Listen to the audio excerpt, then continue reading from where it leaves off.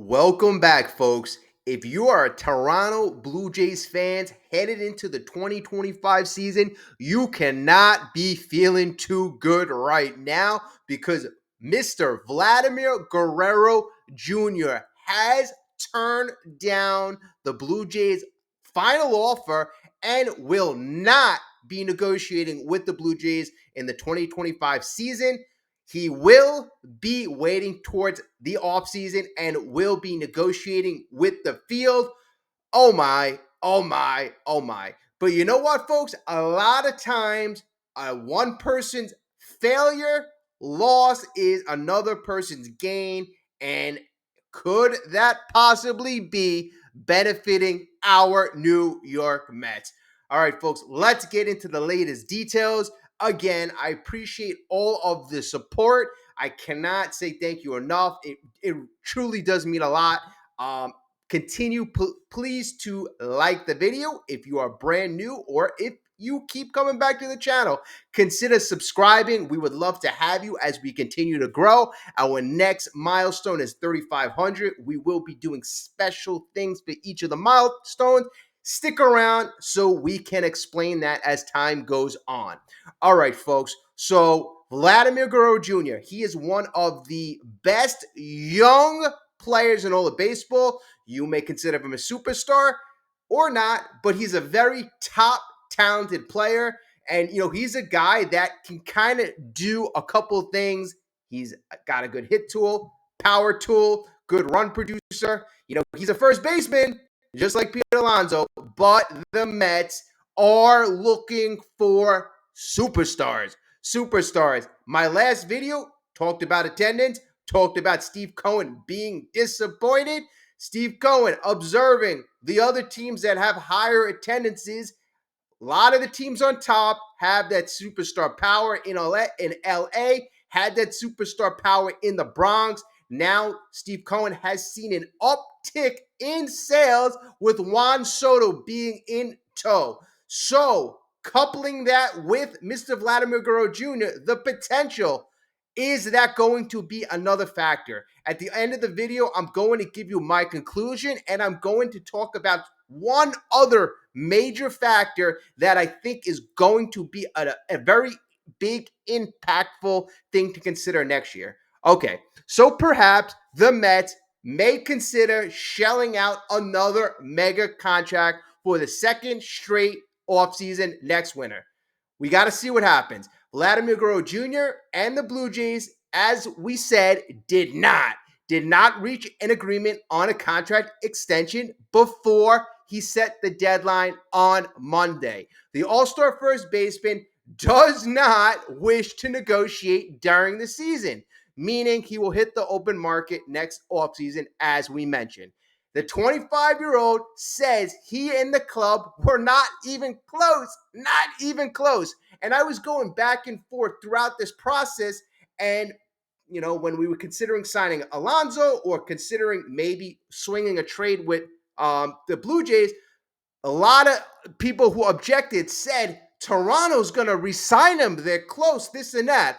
I said, folks, if Toronto has not signed Guerrero by now, what gives you hope that he's going to sign with them in the next couple of weeks? Toronto doesn't want to pay him that mega contract.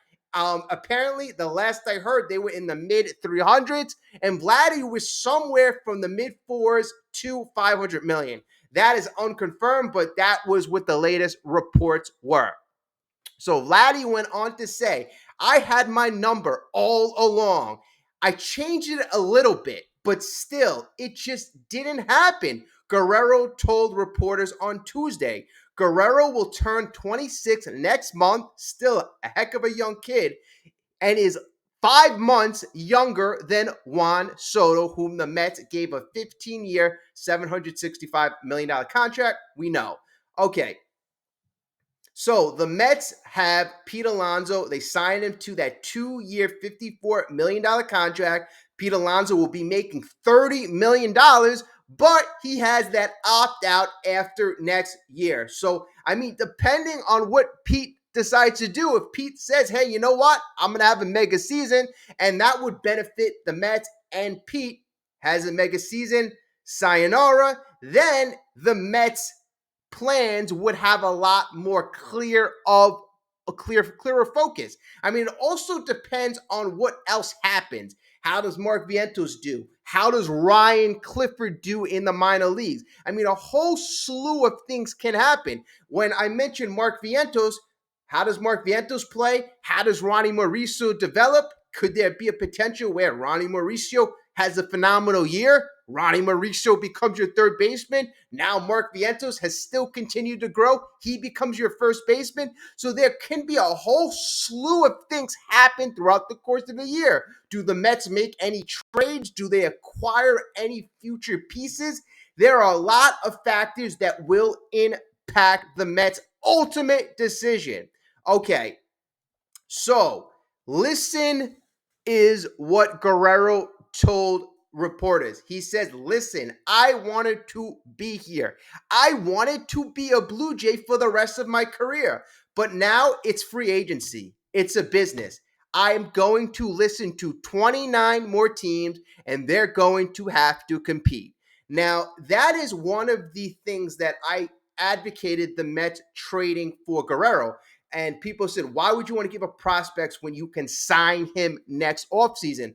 I said, well, the main reason why you would want to get the guy now is because he is a guy who has a number. If Cohen knows the numbers, let's say it's 450, and he was okay with 450 and signing him to that long-term contract, good, meet his number, you're done. Now, next season, you wait till he's a free agent and you have to compete with 29 other teams. And we have seen in the last couple years with Ohtani, Yamamoto, Soto, if you get the right couple teams bidding, this could go to a different stratosphere. That $400 million contract could be a $600 million contract like that. So that would be the benefit. I know you would have to give up prospects that you don't want to give up, but if it gives you that type of lineup, Guerrero, Soto, Lindor, even if you want to do it when Alonso's in tow, I mean, you got to strike while the iron is hot. And I think the New York Mets, Steve Cohen, right now are looking toward the future. What they want to do is build that entertainment center around the Mets stadium. Steve Cohen is still waiting for the grounds to be, I believe he's waiting for the grounds to be coded differently, and then they have to win the licensing. There's so many steps that have to transpire between now and then, but the Mets and Steve Cohen are in the running, right? So there's a lot of things that they want to do, but the main focus of this project is the New York Mets. That is going to be the draw that brings the fans to this community, to this entertainment zone. So that is going to be the product that obviously you want to have superstars, you want to have championships, you want to ultimately win.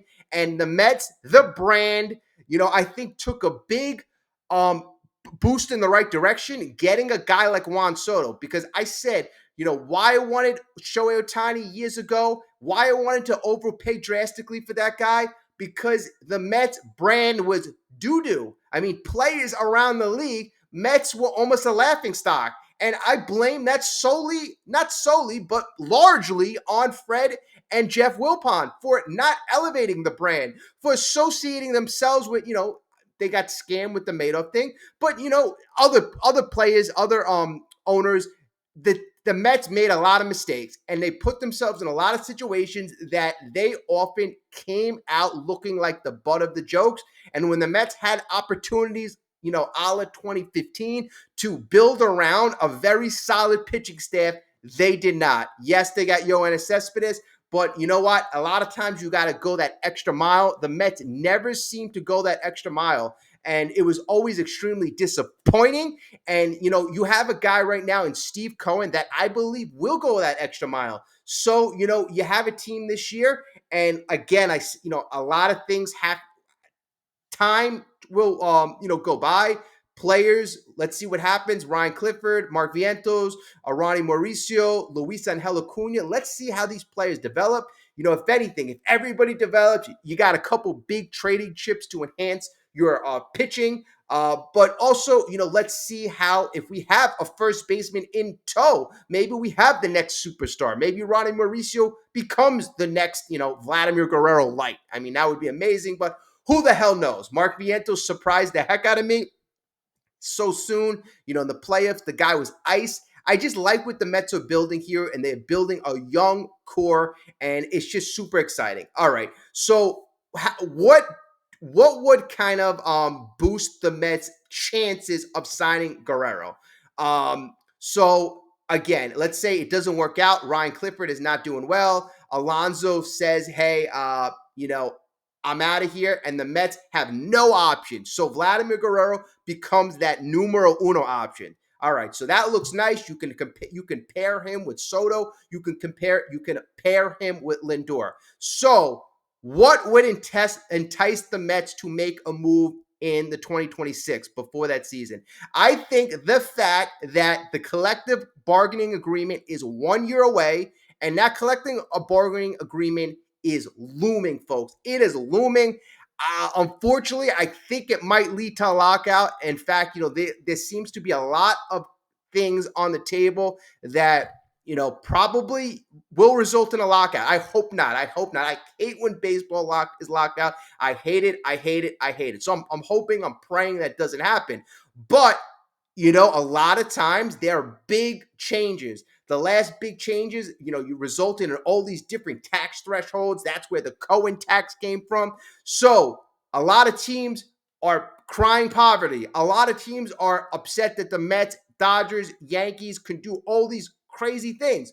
Is a salary cap in order? Are there going to be new restrictions going forward? That is a big possibility. So when the Mets have an opportunity to get a superstar before the new CBA, I think that this might be their last opportunity in a time to add another big contract. So I think that might weigh in, and that has been, I believe that probably has been weighing in, because you hear they have been interested in Vladimir Guerrero Jr. But again, you might not need to pursue him if your other options come through. But if no other options come through, I think Steve Cohen would be willing to take on another contract. Now, it was asked in the press conference, and I was actually surprised how openly he spoke about Vladimir Guerrero Jr. In fact, I think that's a violation, speaking about players and other teams. But even if he's going to get fined, he's a billionaire 21 times over. How much does it really mean? But he indicated that if his baseball people recommend it, that's who he's going to listen to. So that's very important. And we know the Stearns philosophy is you're going to pay for the position players. As long as they are not position players in their 30 or above in that category, you see that Stearns is okay. The Mets have been okay with playing these superstars. I mean, it may factor in that Vladimir Guerrero Jr. is a first baseman, so that might impact his baseball or his front office in how they look at Vladimir Guerrero Jr. But nonetheless, I do think the New York Mets will be a top contender, along with teams like the New York Yankees, possibly the Boston Red Sox. They have to see how their young first baseman, Tristan Casas, how he develops. And I think the Boston Red Sox are going to continue to be very aggressive. That is a very interesting situation you have over there. Folks, pay attention to that. Obviously, they signed Alex Bregman. They have Rafael Devers. That's an interesting situation, with Devers saying, I'm not moving. So you would have thought they would have had that figured out. But nonetheless, they have a lot of talent on that team. And a lot of us don't even realize that they have top talent in their minor leagues. Roman Anthony, Marcelo Meyer. That team is going to look like a pretty nice team. So the Red Sox are committing themselves to being aggressive in the future. So you have them to compete with. The Dodgers, they're going to still have Freddie Freeman. He's signed for next year, so that may not be an option. But you never know. The Dodgers, they're always one to surprise you. If Freddie Freeman continues to be often hurt, maybe you move him to a full-time DH at age 36, and then they're in the mix for Guerrero. So that's what I'm talking about. When you open this up to the other 29 teams, there could be surprise teams, big market teams. Another big market aggressive team, you have the Phillies, but they have Bryce Harper, so that team doesn't really, I'm not really have them on the list. But again, you never know. We'll see what happens, folks. We'll see what happens. These are my opinions on the situation. Quite frankly, I was not surprised. I was not surprised that a deal did not come to fruition. I kept saying it over and over. If it was meant to be, the deal would have happened a lot sooner. And ultimately, Guerrero keeps saying he wants to win. I think there's something when Francisco Alvarez, a couple months ago, for all of you who didn't see it, he posted, I believe it was on X, a picture of him, Soto, and Guerrero. I mean, there's something there. There's certainly something there. I like Soto. If you've seen how he's been acting in camp, Soto is extremely excited. It seemed like this is a place he really wanted to be. I always said it years. If you look at over a couple of years, I was always confident Soto was going to be a Met. Go look at all my comments. Everybody's saying, oh, no, I don't think Soto's going to be a Met. Go look at every single one of my responses. You got to wait till it happened. I will never count the Mets out because at the end of the day, it made too much sense. And if the season goes along and let's say, it looks like Pete Alonso is going to opt out and the Mets are going to need a replacement bat and you hear more chatter and buzz about this connection between Soto, Guerrero, Alvarez, and some of the Mets players, when it makes too much sense, guy like Steve Cohen, one of the richest owners in baseball, you got to remember a lot of teams aren't going to be able to afford this guy. If it makes sense, I'm going to count a team like the Mets in the running. I will never count the Mets out.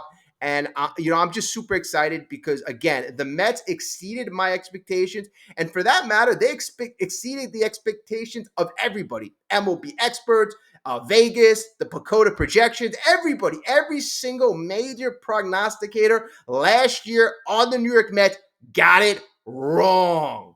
If you go to my videos in March, we did get it right.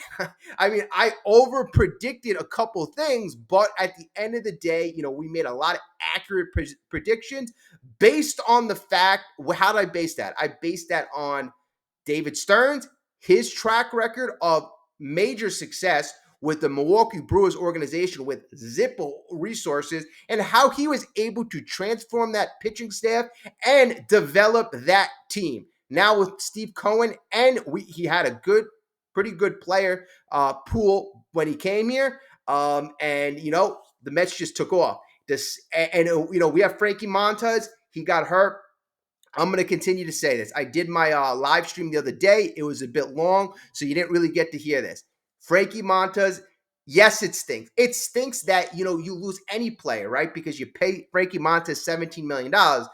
It stinks to lose him. That is an asset that you would have liked to contribute to being an innings eater, to being a guy who you can develop, and you sign a guy like Frankie Montas over a Jose Quintana because you figure Frankie Montas has better stuff. If you get him going the right direction, he has a higher ceiling. A guy like Jose Quintana might have a higher floor, but he has a lower ceiling. I mean, you see what the Dodgers did to him. Quintana, he's a soft throwing lefty, 90, he hits 91, 92 on a good day.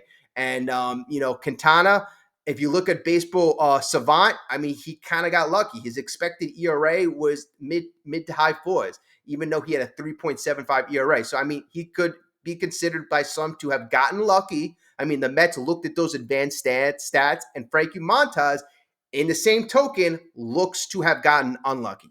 But to get back to what I was saying, Frankie Montas is your fifth starter. If one of your starters were to go down, that is the one that you would say, all right, Frankie Montas, okay, you want nobody to get hurt, but that's a guy that you could replace Tyler McGill. I wouldn't say Montas is that much better than McGill. McGill, in fact, if he had the opportunity, might have the ability to beat him out. You got guys like Griffin Canning, Paul Blackburn, and then you got the young kids. So I suppose I surmise that's at this point, it seems like Steve Cohen is trying to leave some money and resources for the trade deadline or the time approaching the trade deadline, which leads me to believe a guy like Jose Quintana would not be in the cards right now because Quintana made $13 million. He's a guy probably going to make around 10 million. That's what he's looking for.